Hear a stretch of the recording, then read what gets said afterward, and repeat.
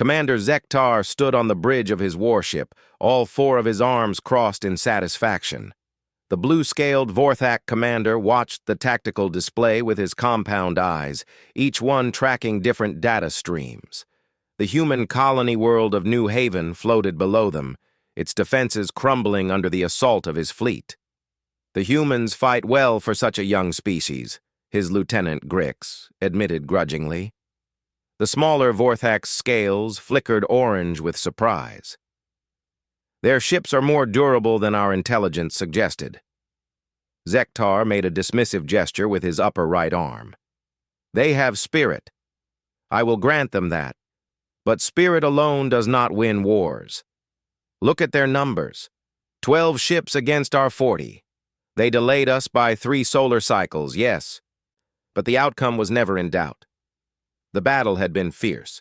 The humans had used tactics the Vorthak had never seen before, turning their smaller ships into weapons themselves when their ammunition ran low. One human destroyer had actually rammed into a Vorthak cruiser, destroying both vessels in a massive explosion. Such wasteful sacrifice puzzled Zektar. The Vorthak would never throw away lives so carelessly. "Commander, we're receiving a transmission from the human defenders," the communications officer announced, his scales shifting to a nervous yellow. "Put it through," Zektar commanded, straightening all 4 arms behind his back. The holographic display shimmered, revealing a human female in a scorched military uniform. Blood trickled from a cut above her eye, and the bridge behind her sparked with damaged equipment. Despite her obvious injuries, she stood straight, her strange, single-paired eyes blazing with defiance. "I am Admiral Sarah Chen of the United Earth Defense Force," she said, her voice steady despite the chaos around her. "I offer you one chance to withdraw your forces from human space." Zektar's mandibles clicked in amusement, a sound that translated through the universal translator as laughter. "You offer us a chance to withdraw? Admiral, your fleet burns. Your colony's shields have failed. You have at most 2 functional ships remaining. What could you possibly threaten us with?" Admiral Chen smiled, an expression that somehow made Zektar's scales itch with unease. "Commander, I think you misunderstand something fundamental about humanity. We've been transmitting everything back to Earth since you arrived. Every tactic you've used, every weakness we've found in your shields, every detail about your fleet composition. My ships were never meant to defeat you." "Then why fight at all?" Grix interjected, his confusion evident in the rapid color changes of his scales. "To buy time," Chen replied simply. "And to learn. You see, when humans face a threat to one of our worlds, we don't send what we think we need. We send everything we have. My fleet was just the local defense force, the guards at the gate. The real fleet is coming." Zektar's compound eyes narrowed.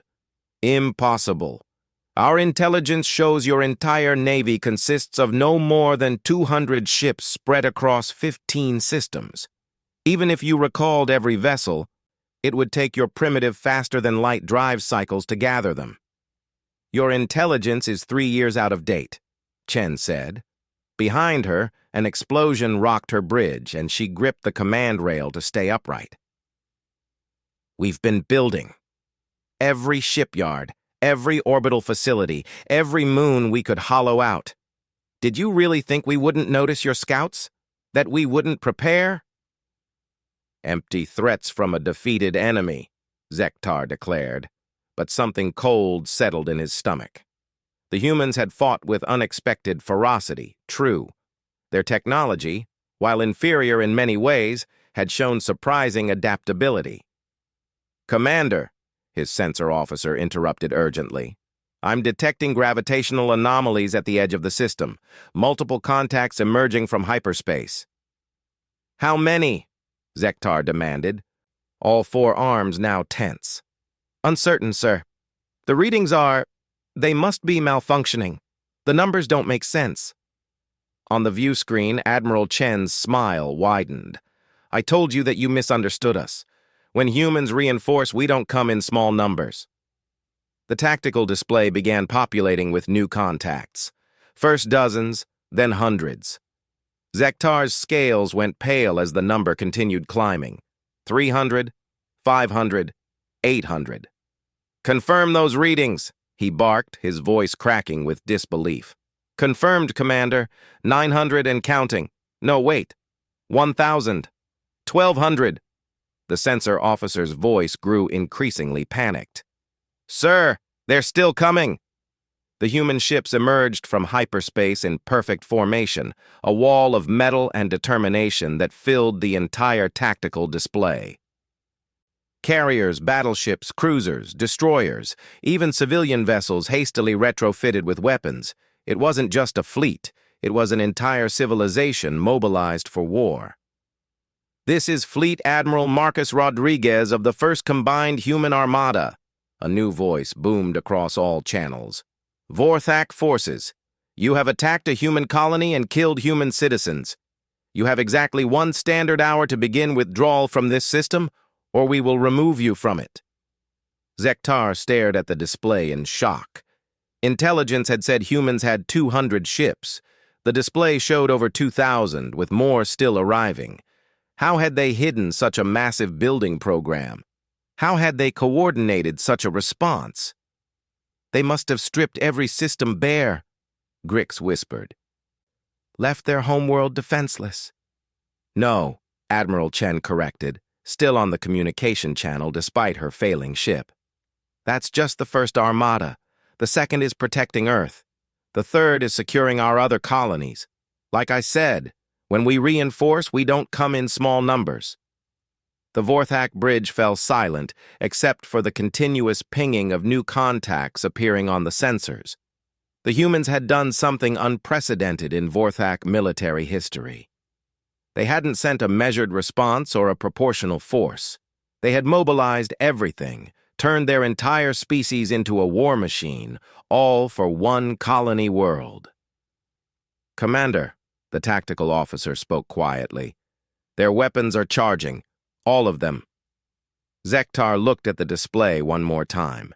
His 40 ships faced over 2,000 human vessels, with more still arriving. The humans had taken their losses, learned from them, and responded with overwhelming force. They hadn't tried to match the Vorthak ship for ship or technology for technology. They had simply built more ships than any sane species would consider necessary. "Signal the fleet," Zektar said slowly, his scales shifting to the deep blue of defeat. "We withdraw." "Sir?" Grix questioned, shocked at hearing those words from his commander. "We came here expecting to fight a small defensive force. We are not prepared for this." He gestured at the sea of red dots representing human ships. No one could have predicted this level of response. As the Vorthak fleet began to turn, Admiral Chen spoke one last time. "Commander Zektar, make sure your people understand what happened here.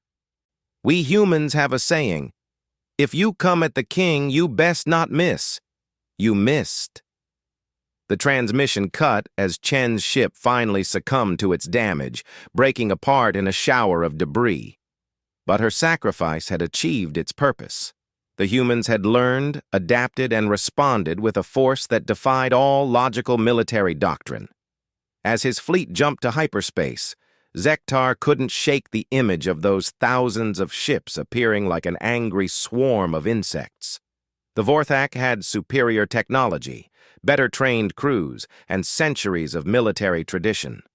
But the humans had something else entirely: the willingness to mobilize their entire species in defense of even a single world. "Sir?" Grix asked quietly as they entered hyperspace. "What do we tell the High Command?" Zektar was quiet for a long moment. "We tell them the truth, that humans do not wage war like other species. When they reinforce, they do not send what they need. They send everything they have. And we tell them to mark human space as forbidden." "Forbidden? But sir, surely with proper preparation." "No." Zektar cut him off. Did you not see? Those weren't just military ships. They had cargo haulers with bolted-on weapons, luxury liners converted to troop transports, mining vessels turned into missile platforms. When humans go to war, their entire species goes to war. Every ship, every station, every citizen. That is not an enemy we want to face again. As the Vorthak fleet retreated into the depths of space, the human armada remained at New Haven, a massive show of force that would be remembered across the galaxy. The message was clear: attack one human world. Face the entire species. In the ruins of New Haven's orbital defense station, rescue crews found a partially burned log entry from Admiral Chen. They think our willingness to die for our worlds is weakness. They don't understand that it's not about dying. It's about making sure those who come after us live. Today, we showed them that human space will be defended by every man, woman, and child who can hold a weapon or pilot a ship. We don't reinforce with what we can spare. We reinforce with everything we are. The Battle of New Haven would go down in galactic history not for its tactical brilliance or technological innovation, but for the simple, terrifying truth it revealed. Humans might be newcomers to the galactic stage, but when threatened, they responded with a unity and determination that older species had long forgotten. They didn't send reinforcements. They sent everyone. And everyone was more than enough. The Galactic Council chamber had never been so silent. Representatives from 47 different species sat in their specially designed seats, all eyes, compound, singular, or crystalline, fixed on the holographic display in the center of the vast room. The recording from New Haven played for the third time, showing the impossible sight of thousands of human ships emerging from hyperspace. Tekmal, the ancient Saurian counselor, broke the silence first. His race had dominated galactic politics for 3 millennia, and his voice carried the weight of ages. This cannot be accurate. No species could hide such a military buildup. Our intelligence networks span the galaxy. The recording comes from Vorthak military sensors, replied Counselor Shiara, her translucent form pulsing with troubled colors. The Lumini were known for their impartiality. They have no reason to exaggerate human capabilities. If anything, they would minimize them to save face. The Vorthak representative, Sub-Commander Orcs, shifted uncomfortably in his seat. His scales remained a stubborn gray, revealing nothing of his emotions. The recording is accurate. My cousin served on Commander Zektar's flagship. The humans mobilized over 2,000 vessels in response to our police action. Police action? The voice came from the newest addition to the council, Ambassador David Park of Earth. He was one of only 3 humans in the chamber, and his calm demeanor contrasted sharply with the chaos he represented. You destroyed 12 of our ships and threatened to bombard a colony of 3 million souls. That's not a police action, Sub-Commander. That's an act of war, which you responded to by mobilizing every ship in your territory. Yarix's scales finally showed emotion, flashing an angry red. No civilized species responds to a border skirmish with total mobilization. Park leaned forward, his dark eyes steady. With respect, Sub-Commander, that's exactly what makes us different. You expected us to play by your rules, to send an appropriate response force, engage in limited conflict, maybe lose the colony but save face. Instead, we showed you what happens when you threaten human lives. Counselor Jarrett of the Mechanoids processed this with typical computer-like efficiency. Ambassador Park, your species' response violated 17 different protocols of proportional engagement. The precedent you've set is concerning. Concerning? Park smiled slightly. Good. It should be. Every species in this chamber needs to understand something about humanity. We're not just another spacefaring civilization playing by established rules. We're the species that atomized itself twice and came back stronger.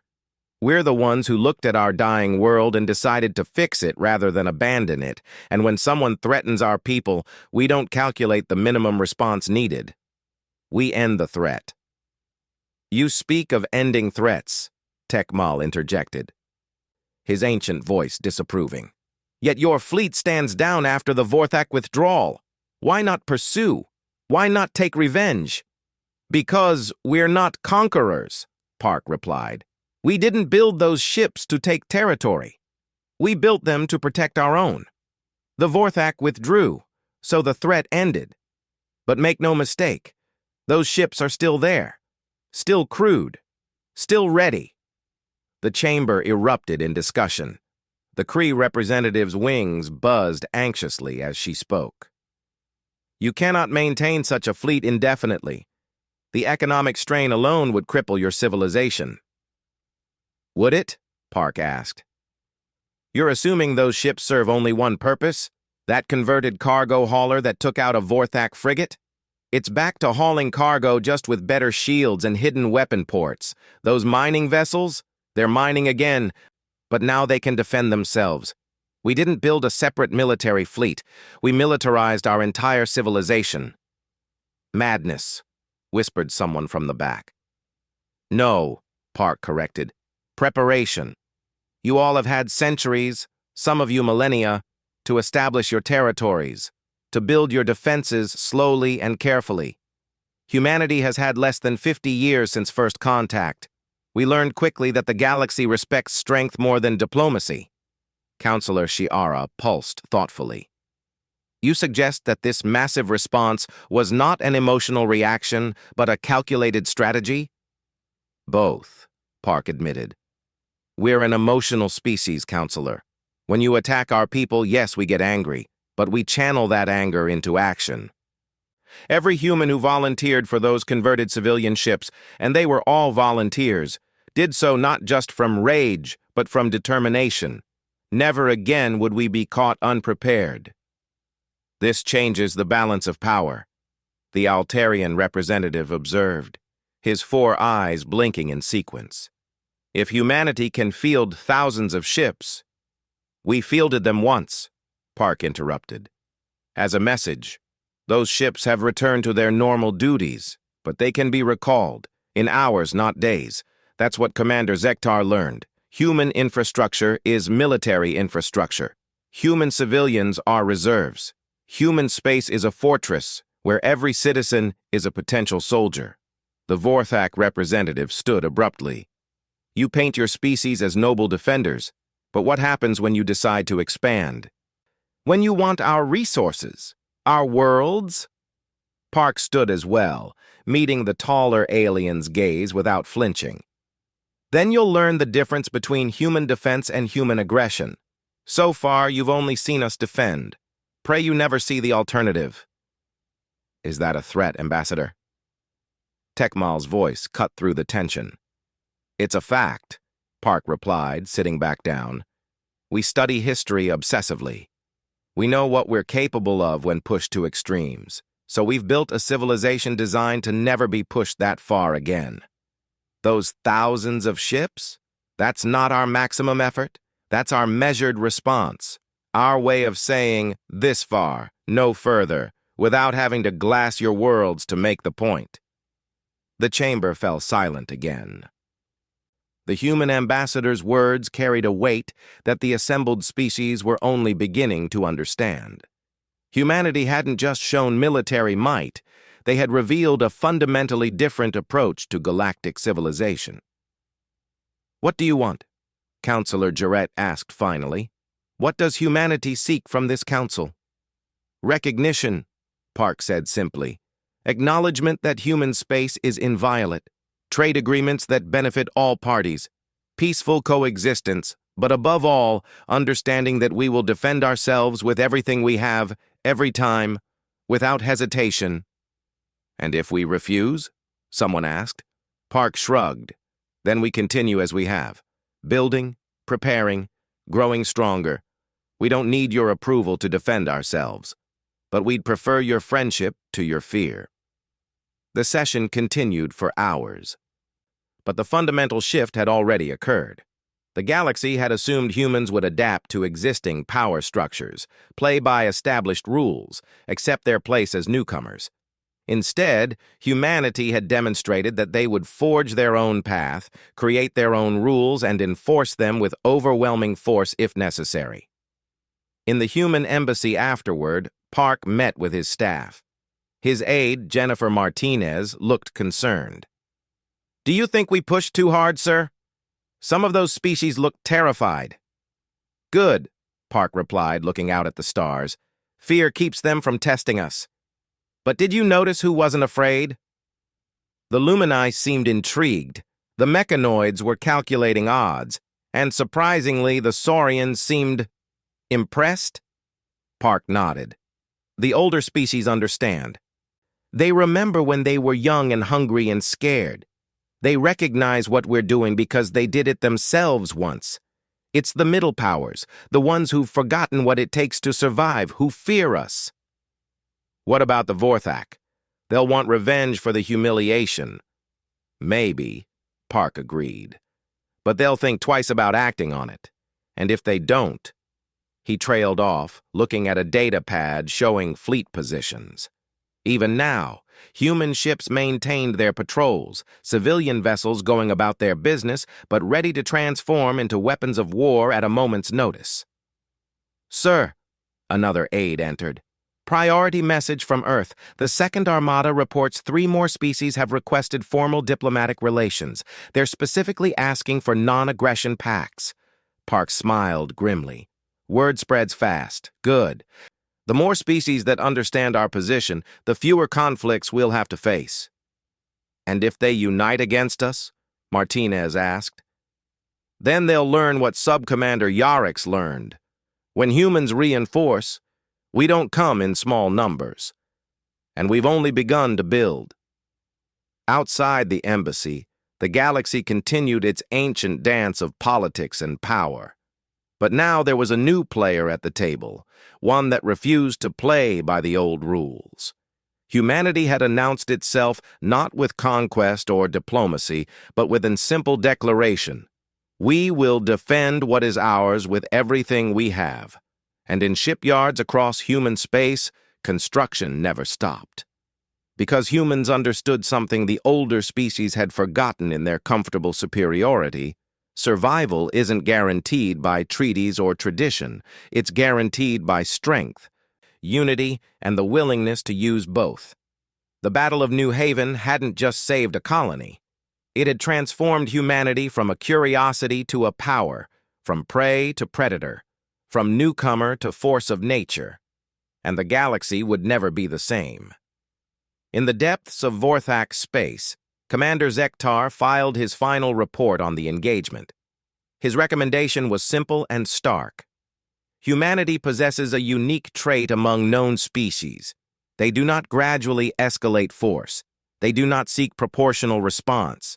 When threatened, they respond with total commitment. This makes them unpredictable and extremely dangerous. Recommend immediate cessation of all hostile actions against human interests. Further conflict would require resources we cannot afford to commit. The report was classified, but its message spread through military channels across the galaxy. The humans were not to be tested, not because they were inherently stronger or more advanced, but because they were willing to do what other species were not: turn their entire civilization into a weapon. And in the cold depths of space, human ships continued their patrols, farmers and miners and traders ready to become warriors at a moment's notice. The greatest deterrent to war wasn't the threat of mutual destruction, but the certainty that any attack on humanity would be met with a response that defied all logic and proportion. 2,000 ships had emerged at New Haven, but every species in the galaxy now wondered, if that was humanity's response to 40 ships, what would they send against a real threat? No one wanted to find out. 5 years had passed since the Battle of New Haven. The galaxy had adapted somewhat to humanity's presence. Trade flowed smoothly between human space and most civilizations. The feared human aggression never materialized. Their merchant ships, still armed but peaceful, became common sights at space stations across known space. High Admiral Kresh of the Hegemony Coalition studied the reports with his 6 eyes, each focusing on different data streams. The Coalition, an alliance of 8 species, had watched humanity's rise with calculating interest. Unlike the Vorthak's crude attempt at conquest, they had planned meticulously. The humans have grown complacent, his intelligence chief, a spindly Xerian named Vess, reported. Their civilian fleet maintains armaments, yes, but they haven't conducted major military exercises in 2 years. Their economy strains under the dual-purpose infrastructure. Several human colonies have even begun debates about reducing military spending. Kresh's mandibles clicked thoughtfully. And their response times? Our simulations suggest their famous rapid mobilization has degraded. Many of their civilian captains who fought at New Haven have retired. The new generation lacks combat experience. We estimate a 40% reduction in effective response time. And their total fleet strength? Approximately 3,000 vessels capable of military action, but spread across 23 systems. At most, they could concentrate 600 ships at any single point within the first 72 hours. Kresh considered this. The Coalition could field 800 dedicated warships, each more advanced than the retrofitted civilian vessels that made up most of humanity's strength. And you're certain our new shield frequencies can counter their weapons? We reverse-engineered their technology from debris at New Haven. Their plasma weapons operate on predictable frequencies. Our shields will reduce their effectiveness by 60%. It was a trap years in the making. The Coalition had learned from the Vorthak's mistake. Instead of attacking directly, they had created a crisis that would force humanity to respond. A manufactured rebellion on Kepler 442b, a human colony near Coalition space. Fake distress signals suggesting a small pirate fleet, just enough threat to demand a response, not enough to trigger full mobilization. Execute Phase 1, Kresh ordered. The trap was elegant in its simplicity. When human reinforcements arrived to help their colony, they would find not pirates but a full Coalition battle fleet. Caught off guard, outnumbered, and with shields specifically designed to counter their weapons, the human force would be destroyed. The psychological impact would be devastating. Proof that humanity's famous unity could be exploited. Their reinforcement doctrine turned against them. Captain Maria Rodriguez of the cargo hauler turned battleship Remember New Haven received the distress call 18 hours later. Her ship was 3 jumps away, carrying mining equipment and a crew that was half veteran, half newcomers who had never seen combat. Pirates attacking Kepler colony, her communications officer reported. They're requesting immediate assistance. Colonial defense forces are overwhelmed. Rodriguez felt her blood run cold. Pirates rarely attacked human colonies anymore. The response was too severe. But if they were desperate or stupid enough, send the alert. All human vessels within 10 jumps converge on Kepler. Military protocols now. Across human space, the message spread. Cargo ships secured their loads and charged weapons. Passenger liners offloaded civilians at the nearest stations and took on volunteer fighters. Mining vessels abandoned their asteroids and set course for Kepler. The rust was there. Responses were slower. Some crews hesitated. Confusion delayed several ships. But they came. Rodriguez's ship arrived first with only 43 others, far fewer than the hundreds that should have responded. She immediately knew something was wrong. The pirate fleet was too organized, too well equipped, and when 800 Coalition warships dropped out of hyperspace, surrounding her small force, she understood. This is High Admiral Kresh of the Coalition fleet. The transmission was clear and confident. Human vessels, you are surrounded and outgunned 20-1. Your famous reinforcements cannot save you. We've jammed your communications. Surrender, and we will show mercy. Rodriguez looked at her mixed crew of veterans and newcomers.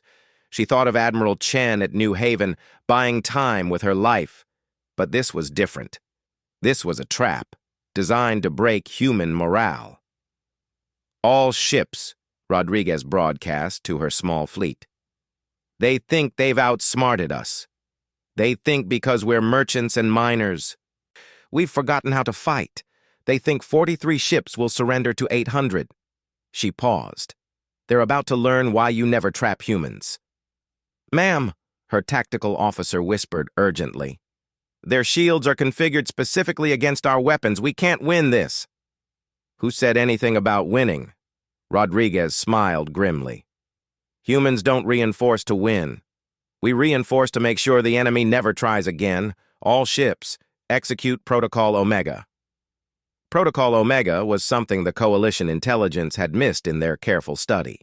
A strategy born not from military doctrine, but from human history, from desperate last stands and Pyrrhic victories.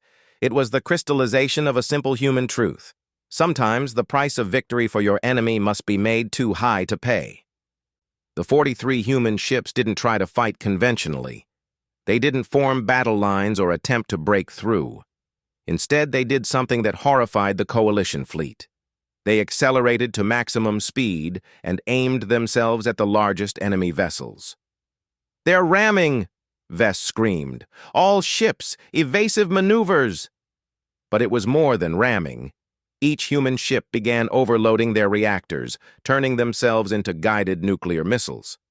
The Coalition's perfect trap became a chaotic melee as 800 warships tried to avoid 43 suicide runs. "Madness!" Kresh roared as a converted luxury liner slammed into one of his battleships, the resulting explosion taking out 3 nearby frigates. "No sane species fights like this!" Rodriguez's ship, the largest of the human vessels, aimed for Kresh's flagship. As they closed, she opened a channel to the Coalition fleet. "You want to know why humans reinforce in large numbers? It's not because we need to. It's because we're giving you a choice. Face 1,000 of us fighting normally, or face 43 of us with nothing to lose. You trapped us. Now we're taking as many of you with us as we can." The Coalition's technological superiority meant nothing against opponents who had turned their ships into weapons. Their careful shield configurations were useless against physical impact and reactor overloads. In 12 minutes of absolute chaos, the human force was destroyed. But they took 137 Coalition ships with them, including 2 of their most advanced battleships. But the humans weren't done. As Kresh tried to restore order to his battered fleet, his sensor officer reported new contacts. "Sir, hyperspace signatures detected multiple vectors." "How many?" Kresh demanded, though he feared the answer. "All of them," the officer whispered. "They came from every direction. Not hundreds this time, but thousands. 4,000 human ships, arriving not in formation, but in a sphere that engulfed the entire Coalition fleet. Cargo haulers, mining ships, colony transports, science vessels, and yes, even hospital ships with weapons hastily welded to their hulls. "This is Fleet Admiral Yuki Tanaka of the Combined Human Forces." The voice was calm but carried steel beneath. "Coalition fleet, your trap at Kepler has cost the lives of 817 humans. Per Protocol 7 of our military doctrine, you have committed an act of war against humanity. You have 1 minute to surrender unconditionally." "Impossible," Vess gasped. "We jammed their communications. How did they know?" Kresh understood with dawning horror. "The Protocol Omega. It wasn't just desperation. It was a signal. A 43-ship signal that couldn't be jammed or ignored." "Sir, what do we do?" his tactical officer asked. They still had over 600 ships, but they were damaged, demoralized, and completely surrounded by 4,000 vessels whose crews had just watched their fellow humans die in a trap. Kresh looked at the tactical display. Even with their technological advantages, the math was simple. The humans would lose many ships, but the Coalition fleet would be annihilated. And then what? Would humanity stop at military targets? Or would they decide the Coalition itself was a threat that needed to be ended? "We surrender," Kresh said quietly. "Sir," Vess protested, The Coalition will never accept. The Coalition is 8 species with a combined fleet of 2,000 ships. Kresh cut him off. The humans just mobilized 4,000 vessels in hours for 43 lost ships. What do you think they'll send if we refuse surrender and they decide to visit our homeworlds? The surrender was transmitted. The human fleet held position, weapons locked but not firing. The galaxy watched as the mighty Coalition fleet, the most powerful military alliance in 3 sectors, surrendered to what was essentially a mob of armed civilians commanded by a handful of military officers. The aftermath changed everything. The Coalition was dissolved. Its member species forced to sign separate peace treaties. But more importantly, the galactic understanding of warfare transformed. The old rules of proportional response and limited engagement were dead. Humanity had killed them. In the Galactic Council, Ambassador Park faced a room of deeply disturbed representatives. 4,000 ships, Tekmal said slowly. You mobilized 4,000 ships for 43 losses. No, Park corrected. We mobilized 4,000 ships because someone thought they could trap and kill humans with impunity. The number of losses was irrelevant. The principle was everything. But the waste, the mechanoid representative computed. The economic disruption, the loss of productivity. It's inefficient. Is it? Park asked. How many species are planning to attack human colonies now? How many are calculating whether they can afford to test us? Our inefficiency has bought us something your careful calculations never could. Absolute deterrence. You've militarized fear itself, someone accused. No, Park replied. We've militarized determination. Every human who crews those ships is also a teacher, a doctor, a farmer, an engineer. They have lives and families and dreams. But they also have something your professional military forces lack. The absolute conviction that defending humanity is everyone's responsibility. You can't defeat that with tactics or technology. You can't break that with ambushes or superior numbers. Counselor Shiara pulsed thoughtfully. What happens when you encounter a species that fights as you do? That mobilizes everything, accepts any losses, refuses to calculate costs? Park was quiet for a moment. Then we'll face the kind of war that shaped us into what we are. And we'll do what humans have always done. Survive it, learn from it, and make sure it never happens again. The council session ended, but the new reality was established. Humanity had not just joined the galactic community, they had fundamentally changed it. War was no longer a careful dance of limited engagements and calculated responses. The humans had reminded everyone what total war looked like and why it should be avoided at all costs. In human space, the 4,000 ships returned to their civilian duties, but the galaxy knew they were just a call away. Construction of new vessels continued, technology improved, and every human from the core worlds to the furthest colonies understood a simple truth. They were all part of the fleet. They were all defenders of humanity. The old military academies across the galaxy added a new course to their curricula: Human Defensive Doctrine and the End of Limited War. The first lesson was always the same. When humans reinforce, they do not come in small numbers. They come with everything they have, and they keep coming until the threat ends. Or they do. Some species called it madness. Others called it inspiration. But all agreed on one thing. In a galaxy full of ancient powers and careful strategies, humanity had introduced something new and terrifying: the willingness to risk everything every time without hesitation or regret. And in the quiet moments between crises, human ships continued their peaceful missions, crews going about their daily lives. But each vessel carried weapons. Each crew member knew their battle stations, and each captain understood that they might be called upon to turn their ship into either a warrior or a weapon. The galaxy had learned the hard way. Human space was sacred, human lives were precious, and the cost of threatening either was higher than any civilization could afford to pay. When humans reinforce, they don't send what they can spare. They send everyone. And everyone was always ready.